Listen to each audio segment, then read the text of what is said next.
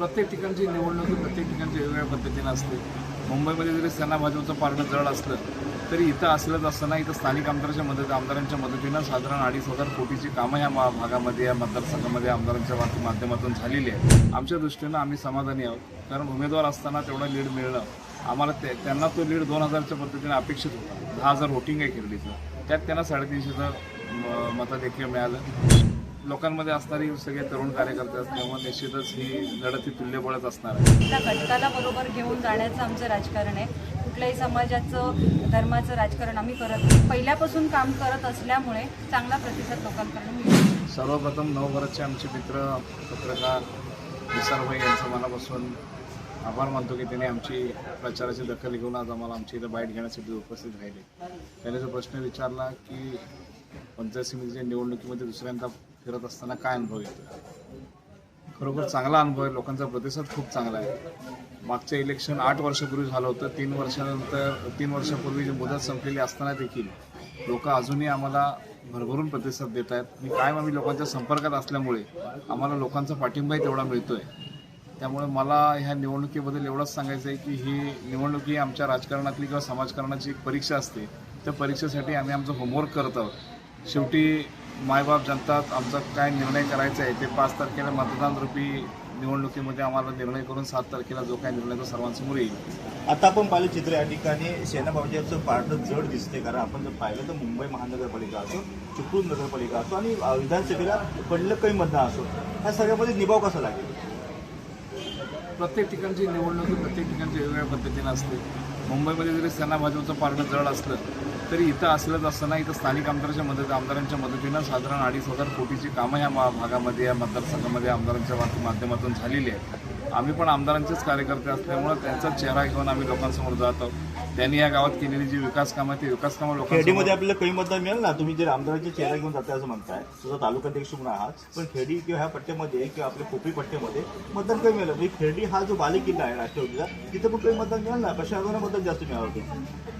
प्रशांत यादव हे स्वतः खेडीतले उमेदवार आहेत. किती म्हटलं तरी ते ह्या गावचे सरपंच राहिलेले होते. किती म्हटलं तरी ह्या गावामध्ये ते 10-15 वर्ष ग्रामपंचायतीचे सदस्य होते. ते उमेदवार असताना त्यांना 300-350चं लीड ह्या गावातून मिळाला.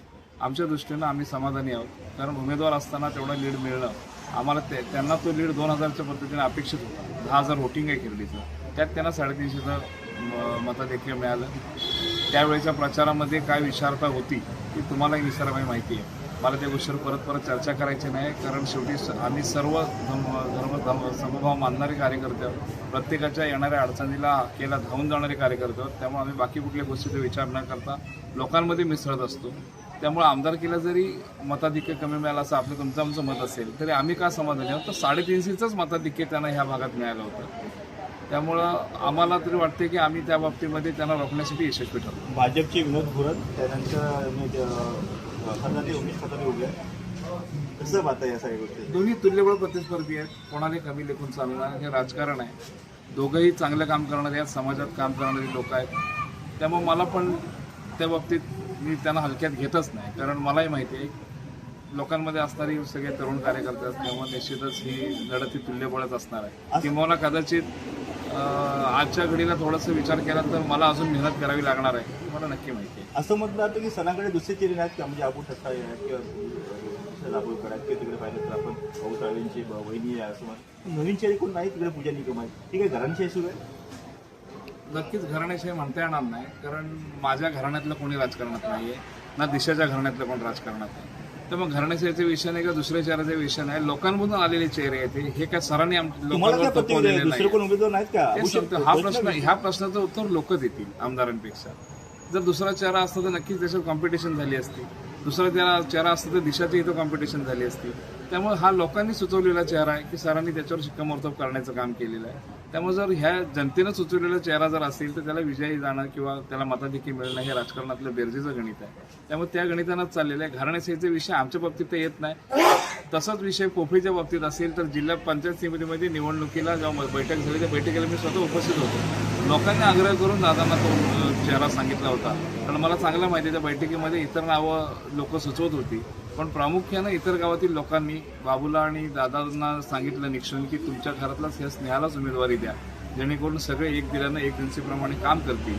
त्यामुळे मला वाटत नाही की ते घराणेशाही म्हणून त्यांना तिकीट दिलेले आहे असं मला वाटत नाही. पंचायत समितीचा 5 वर्ष होता, पण उमेश करताना ब्ल्यू प्रिंट सादर करावी लागते. म्हणजे पंचायत समिती गणाचा विकास झाला नाही असं म्हणायचं. त्यांना तसं वाटत असेल. त्याला ब्ल्यू प्रिंटच्या बाबतीत कोणाचे काय मानसिकता आहेत किंवा कोणाच्या काय आयडिओलॉजी आहेत किंवा कोणाला काय कसं विकास करायचा आहे ते त्यांना माहिती आहे. पंचायत समितीच्या बाबतीत बोलायचं झालं तर 5 वर्षामध्ये आम्हाला 7 लाखाचा निधी मिळाला. त्यात ब्ल्यू प्रिंट काढायचा खर्च सुद्धा भरणार. त्यामुळं ब्ल्यू प्रिंट काढून किंवा काय करून त्यांनी विकासाचा त्यांचं हे दाखवलं आहे. आम्ही ब्ल्यू प्रिंट न काढता विकास करून दाखवतो. 28 तारखेला मुख्यमंत्री या ठिकाणी येतात. जिल्हा परिषद पंचायत समितीसाठी मुख्यमंत्री मैदानामध्ये उतरतात. निश्चितच ते आल्याचा आम्हाला नक्कीच फायदा होईल, कारण आम्ही महायुतीचेच घटक आहोत वर. त्यामुळे ते आले आणि त्यांनी एका दुसऱ्या घोषणा केल्या तर त्याचा प्रचार सुद्धा आम्ही करणार आहोत. कारण बीजेपी, राष्ट्रवादी आणि शिवसेनाचं महायुतीचं सरकारच वर राज्यात बसलेलं आहे. वेगळे राहतं ना, ते स्थानिक परिस्थितीवर अवलंबून असणारे काही निर्णय आहेत की जे निर्णय घेण्याची अनुमती देखील आम्हाला वरिष्ठांनी दिलेली असल्यामुळे आम्ही हा निर्णय घेऊन लढत आहोत. आणि त्यांनी जर एखाद दुसरी घोषणा केली तर आमच्या गावातच तो विकासाचा निधी येणार आहे.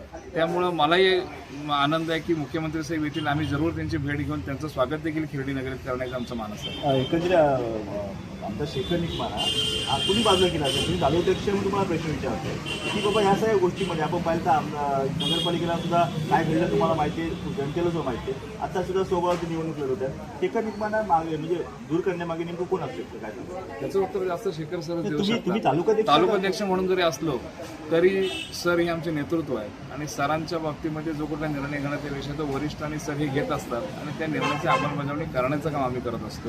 त्यामुळे कुणी दूर सारलं किंवा कुणी जवळ घेतलं हे माझ्यापेक्षा ह्याचं चांगलं उत्तर शेखर सर देऊ शकतात आणि त्याचं उत्तर तुम्हाला तुमच्या मुलाखतीत दिलेलं देखील आहे. मला वाटतं सरांनी नगरपालिकेला यश नाही मिळालं, जिल्हा परिषद पंचायत समितीला यश मिळेल का? निश्चितच तालुक्यामध्ये पंचायत समिती राष्ट्रवादीची राहील यावर पूर्ण ठामपणे विश्वास आहे. विजन काय नेमकं तुमचं, जेव्हा तुम्ही मतदारात राहताय तुम्हाला पूर्ण माहिती आहे पंचायत समितीकडे तुम्हाला काय तुम्हाला माहिती आहे, पण विजन काय नेमकं? पंचायत समितीचं व्हिजन मांडताना ह्याला लिमिटेड व्हिजन असतं. कारण पंचायत समिती जिल्हा परिषदला फार काय अधिकार राज्य घटनेनं ठेवलेले नाही. त्यामुळे असलेल्या अधिकारामध्ये गावाचा जसा विकास करण्यासाठी प्रयत्न करावा लागणार तो प्रयत्न आम्ही करणार आहोत. त्याच्यामध्ये जिल्हा परिषदच्या माध्यमातून आरोग्य व्यवस्था सुधारणा असेल किंवा काही महत्त्वाची कामं असतील ते असेल किंवा बाकी शैक्षणिक दर्जाच्या संदर्भातले काही विषय असतील ते विषय आम्ही हाताळून त्या बाबतीत आम्ही पंचायत समिती जिल्हा परिषदचा निधी किंवा तिथून येणारे जे योजना आहेत शासकीय त्या योजना लोकांपर्यंत पोहोचून त्याचा लाभ लोकांना कसा जास्तीत जास्त देता येईल त्यासाठी आमचा प्रयत्न असतो. मतदारांना काय आवाहन करता? मतदारांना निश्चित आवाहन करेन की मला एकदा संधी दिली होती, त्यानंतर तुम्ही आमचं कोविडमध्ये काम बघितलेलं आहे, महापुरामध्ये काम बघितलेलं आहे किंवा आम्हाला तुम्ही कायम लोकांमध्ये असलेलं तुम्ही आम्हाला बघितलेलं आहे. त्यामुळे हीच आमची इच्छा आहे की तुम्ही आम्हाला परत एकदा संधी द्यावी आणि तुम्ही ती द्याल असं मी आता करतोय. त्यामुळे मला ठाम असा विश्वास आहे की तुम्ही आम्हाला ती संधी देणार आणि त्या संधीचं सोनं करण्यासाठी आम्ही अहोरात्र मेहनत लोकांसाठी करण्याचं आम्ही अभिवचन स्वीकारले आणि ते आम्ही कायम करतो. शेवटचा प्रश्न, भावी सभापती तुमच्याकडे पाहायचं का? निश्चितच असू शकत नाही, कारण सिनियर लोक आहेत आणि पक्ष सभापती बाबतीमध्येच म्हणतोय की आमच्या पक्षामध्ये आता इलेक्शन लढवताना काही सिनियर मंडळी ह्यामध्ये आहेत की जे पक्ष म्हणून किंवा ते स्वतः म्हणून खंबीर असल्यामुळे ते निवडून देऊ शकतात. त्यामुळे सभापती विषयावर आज बोलणं पूर्णपणे चुकीचं होईल. मी त्यांच्या तुलनेनं फार लहान छोटा कार्यकर्ता आहे. त्यामुळे पक्ष ज्या बाबतीत निर्णय त्यावेळेला घ्यायचा आहे तो घेईल. ते निर्णयासोबत आम्ही असणार आहोत. आपल्याबरोबर जिल्हा परिषद उमेदवार सगळे दाभोळकर, काय सांगायला एकंदरीत मागच्या 8 वर्षाचा अनुभव आपल्याकडे आहे तरी पण काय? नक्कीच 2017ची माझी पहिली निवडणूक होती आणि 2017ला चांगल्या मताधिक्याने निवडून आले. आत्तासुद्धा खात्री आहे की चांगला प्रतिसाद लोकांकडनं मिळतो आहे आम्हाला. चांगल्या पद्धतीने आम्ही काम करत असल्यामुळे प्रत्येक समाजातल्या घटकाला बरोबर घेऊन जाण्याचं आमचं राजकारण आहे. कुठल्याही समाजाचं धर्माचं राजकारण आम्ही करत नाही. त्याच्यामुळे जे काही आहे ते प्रत्येकाला घेऊन एकत्र चालण्यामुळे आणि बऱ्याच ठिकाणी पहिल्यापासून काम करत असल्यामुळे चांगला प्रतिसाद लोकांकडून मिळतो. राष्ट्रवादी ताकद कुठं कमी पडते असं वाटते, कारण आपण बायकोच्या या ठिकाणी आमदारकीची निरीक्षा असतो किंवा नगरपालिकेची निरीक्षा असतो, अशा परिस्थितीमध्ये आपण कसा अनुभव लागेल? नाही, जसं की आता अबुदादांनी सांगितलंच की प्रत्येक राजकारण हे वेगळं असतं, प्रत्येक निवडणूक ही वेगळी असते. त्यामुळे त्या निवडणुकीची समीकरणं ही वेगवेगळी असूच शकतात. नगरपालिकेचं चित्र जरी तुम्हाला दिसलं असेल की त्यामध्ये राष्ट्रवादी थोडीशी कमी पडली, तर यावेळेला असं आम्हाला वाटत नाही आहे. कारण पंचायत समिती आणि जिल्हा परिषद हा ग्रामीण भाग येतो. ग्रामीण भागातल्या लोकांचा वेगळा कल असतो, शहरी भागातला वेगळा असतो. त्याच्यामुळे त्याचा फारसा परिणाम होईल असं नाही वाटत. जनशक्ती आणि धनशक्तीचा वापर मोठ्या प्रमाणात केला जातो. आपण पाहिलं या ठिकाणी सेनाबाजी समोर आहे. काय सांगा? लोक सुज्ञान आहेत असं मला वाटतं. मतदार जागा झालेला असतो, त्यांना माहिती असतं की कोण काम करतंय कोण नाही करत आहे. 2017पासून ते आत्तापर्यंत जवळपास 9 वर्ष झाली. 4 वर्ष जरी इलेक्शन लागलं नसलं तरी ह्या 4 वर्षात आम्ही कोणी शांत बसलेलो नाही आहोत. प्रत्येक ठिकाणी प्रत्येक वेळेला पोचलेलो आहोत. समाजात वेगवेगळे कार्यक्रम घेतलेले आहेत समाज हिताच्या दृष्टीने. जसं की अबूदादांनी सांगितलं की कोरोना काळात मी स्वतः कोरोनाग्रस्त असून देखील कोरोना काळात मी तितकंच काम केलेलं आहे. पूरग्रस्त असताना देखील मी पुराच्या वेळेला मदतीला आम्ही सगळेच जण धावून आलेलो आहोत. त्यामुळे तळागाळापर्यंत पोचलेलं आमच्या तिघांचंही म्हणजे दशरथ शेठ असतील, मी असेल, अबूदादा असतील, आमचं व्यक्तिमत्व आहे. त्यामुळे फारशी अडचण धनशक्ती किंवा नाही येत असं मला वाटतं. धनशक्तीचा वापर होत नाही. होत असेल मला नाही माहिती. एकत्र समोरचे जे आपले उमेदवार आहेत ते जिल्हाध्यक्ष अतुल मोरेंची पत्नी आहेत. कसं पाहतो? नक्कीच कुठलंही आव्हान आपण हलक्यात घेऊ नये. अबूदादांनी पण सांगितलं की ते पण तुल्यबळ आहेत. शेवटी जिल्हाध्यक्ष आहेत त्याच्यामुळे तेवढं त्यांचं पण आहेच. तर त्यामुळे कुठल्याही गोष्टीला हलक्यात न घेता आपण त्या पद्धतीने काम करत राहणं हे महत्त्वाचं. आता आपण 8 वर्ष आले इलेक्शनला. जिल्हा परिषदला जाताना मतदारांसमोर जाताना कोणकोणते प्रश्न समोर येतात? प्रश्न बऱ्यापैकी आता जसं सांगितलं की आमदार साहेब आमचे आहेत. आमदार साहेबांच्या माध्यमातून नुसत्या खेरडी गावातच 20 ते 25 कोटींची कामं झालेली आहेत. त्याचप्रमाणे माझ्या जिल्हा परिषद गटातील त्यांची जी गावं आहेत, मिरजोळी असेल, धामणवणी असेल किंवा कोलेखाजन असेल, तर याही भागात त्यांच्या पद्धतीने बऱ्याच प्रमाणात म्हणजे चांगल्याच प्रमाणात विकासाची कामं झालेली आहेत. थोडेफार प्रश्न जे काही आहेत जे माझ्या माध्यमातून सोडवता येतील, अबूदादांच्या माध्यमातून सोडवता येतील, ते आमच्या माध्यमातून होतीलच. पण एखादा प्रश्न जर आमच्या आवाक्याच्या बाहेर असेल तर अजून आमदार साहेब आहेत, त्यांच्या माध्यमातून आम्ही तो प्रश्न सोडवण्याचा नक्की प्रयत्न करू. नेमकं विजन काय? विजन आता मी जे सांगितलं तेच की जी काही लोकांची रखडलेली कामं आहेत ते पूर्ण मॅडम, रस्ते पाकडे सगळे करतात तो. त्यापुढे जाऊन तुम्ही नेमकं काय करणार? कारण मुळात जे आहे ना, रस्ते पाकडे पाणी योजना हे सगळं होतंय. तर त्यापुढे आपल्याला जर पाहिलं तर खेळडी MIDC आहे किंवा अन्य ठिकाणी आपले प्रकल्प आहेत. असे प्रकल्प मला सांगावंसं वाटेल या ठिकाणी की मी बचत गटांशी फार चांगल्या प्रकारे कनेक्टेड आहे.